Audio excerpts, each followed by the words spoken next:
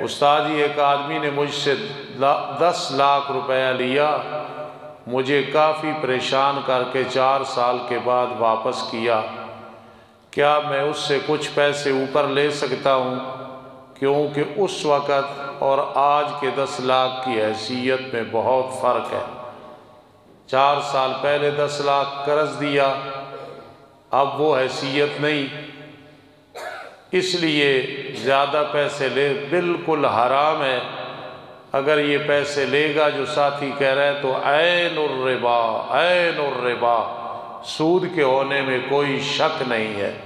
کاروبار اور چیز ہے، نفع نقصان، قرض دینا ہے تو جتنے دیے ہیں اتنے ہی واپس لینے ہیں، یہ حرام ہوگا۔ اللہ ہم سب کو بچائے۔ ایک شخص کی بیوی فوت ہو گئی، اس سے اس کے بچے ہیں، اور ایک بیوی کا خامد فوت ہو گیا، اس کے بھی بچے ہیں پچھلی شادی سے۔ یہ دونوں مرد و عورت آپس میں اولاد کے نکاح کر سکتے ہیں یا کہ نہیں کر سکتے ہیں؟ کیوں؟ اس کے جو بچے ہیں وہ پچھلے خامد سے ہیں، اس کے جو بچے ہیں یہ اور بیوی سے ہیں، وہ آپس میں بہن بھائی نہیں لگتے۔ مزید کسی کو سمجھنا ہے بعد میں پوچھ لینا، کیونکہ ایک آدمی اس کی بیوی فوت ہو گئی، اس کے بچے ہیں، ایک اور عورت اس کا خامد فوت ہو گیا، اس کے اس خامد سے بچے ہیں۔ جب یہ خامد بیوی نکاح کر لیں گے تو یہ آپس میں بہن بھائی، پچھلے نکاحوں میں جو اولاد ہے وہ بہن بھائی نہیں بنیں گے انشاءاللہ۔ استادی اہل تشیع کے ساتھ بیٹھنا یا کھانا پینا وغیرہ جائز ہے یا ناجائز؟ عیسائیوں کے ساتھ بیٹھ کر کھانا یا ان کے برتن میں کھانا یا ان کا بچا ہوا کھانا جائز ہے یا ناجائز ہے؟ آسان سی بات جس آپ کو سمجھ آئے، یہ تقویٰ کے خلاف ہے، اس کے اثرات روحانیت پہ پڑتے ہیں۔ ہم ایک مدرسے میں، باہر بھائی خاموش کراؤ رحمت صاحب، ہم ایک مدرسے میں پڑھتے تھے، وہاں ایک طالب علم کہیں گیا اور اس نے ایسا کھانا کھا لیا جو اللہ کے دین کے دشمنوں کا جھوٹا تھا وغیرہ، تو میرے استاد جی نے فرمایا یہ جب تک نکلے گا نہیں نا تجھے سکون نہیں آئے گا۔ اتفاقاً وہ بیمار ہو گیا اور ساتھ ہنسنے لگ گئے۔ بہرحال تقویٰ کے خلاف ہے، جو بھی صحابہ کرام کا دشمن یا انبیاء کرام علیہ السلام کا دشمن، پھر خصوصاً محمد الرسول اللہ صلی اللہ علیہ وسلم کا دشمن، اس کے ساتھ بیٹھ کے کھانا پینا، اس کے برتن استعمال کرنے، اور وطر کے دوران کہنا ہے وَنَخْلَوْ وَنَتْرُكُ مَنْ يَفْجُرُكُ، یہ روزانہ ہم کہتے ہیں اللہ جو تیرا نافرمان ہے، جو تیرا منکر ہے، دین کا دشمن ہے، ہمارا کوئی تعلق نہیں۔ تو میرے مسئلے کو ذہن میں بٹھانا، یہ تقویٰ کے خلاف ہے، اللہ اور اس کے رسول اور صحابہ کرام سے محبت کے خلاف ہے۔ اللہ پاک ہمیں عمل کی توفیق نصیب فرما۔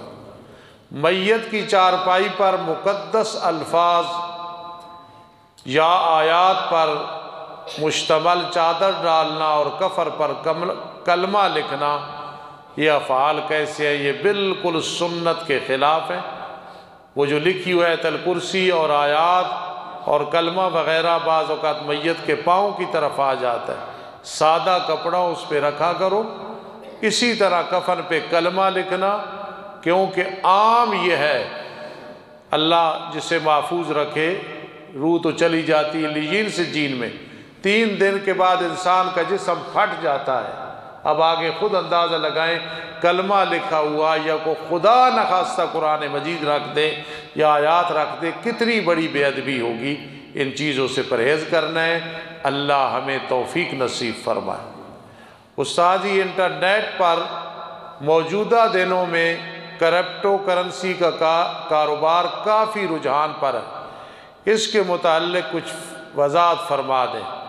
نوجوانوں، میں نے جو تحقیق کی ہے، علماء سے پوچھا، مفتیوں سے پوچھا، پھر نوجوانوں سے پوچھا، یہ بالکل جوا ہے اور سود ہے، حرام ہے، یہ ایک برائی کا گلدستہ ہے۔ خدا را اس کاروبار سے بچو، بڑے بڑے لوگ اس میں مبتلا ہے۔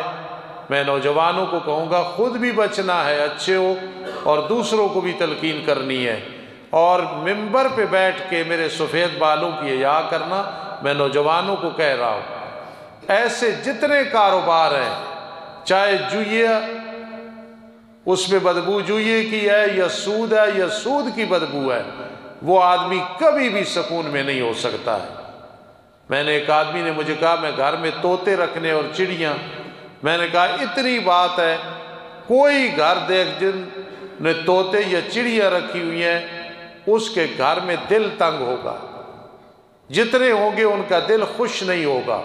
میں نے کہا میں تجھے اور دلائل دوں نا، اس دلیل کو لے لے کہ ایک آزاد چیز کو پابند کرنا گھر میں، تو میں تجھے عقلی دلیل دے رہا ہوں۔ تو اس نے کہا یہ میں نے محسوس کیا ہے، چاہے لمبی چوڑی اس پہ باتیں ہیں، چلو اصل جو بات سمجھا رہا ہوں، یہ کرپٹو کرنسی جو بھی کر رہے ہیں یا کرنا چاہتے ہیں، خدا را بچنا۔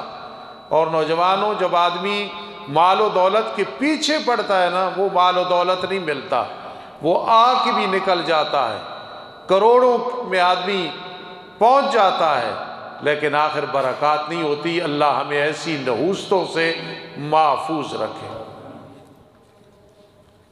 اگر کہیں نیچے والی منزل مدرسہ ہو اور اوپر والی منزل مسجد ہو، شرعاً ٹھیک ہے یا کہ نہیں؟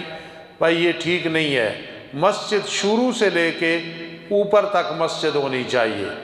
ہاں کوئی مدرسہ ہے، کسی مسجد میں ہے، وہ اور بات ہے۔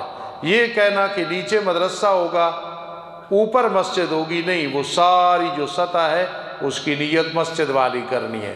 اگر ایک آدمی نیچے دکانیں اپنی بناتا ہے اور اوپر مسجد کہتا ہے کہ میری نیت یہ تھی، تو وہ بھی غلط کر رہا ہے۔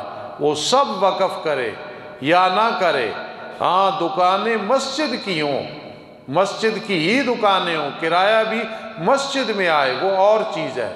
یہ وقف ہی نہیں بنتا کہ نیچے میری ہیں اور اوپر جو ہے وہ مدرسہ ہے، اوپر مسجد ہے، یہ وقف مکمل ہی نہیں ہوتا۔ بہرحال کسی کو مسئلہ سمجھنا ہے مزید پوچھ لینا، اللہ پاک توفیق نصیب فرمائے۔ الحمدللہ الحمدللہ۔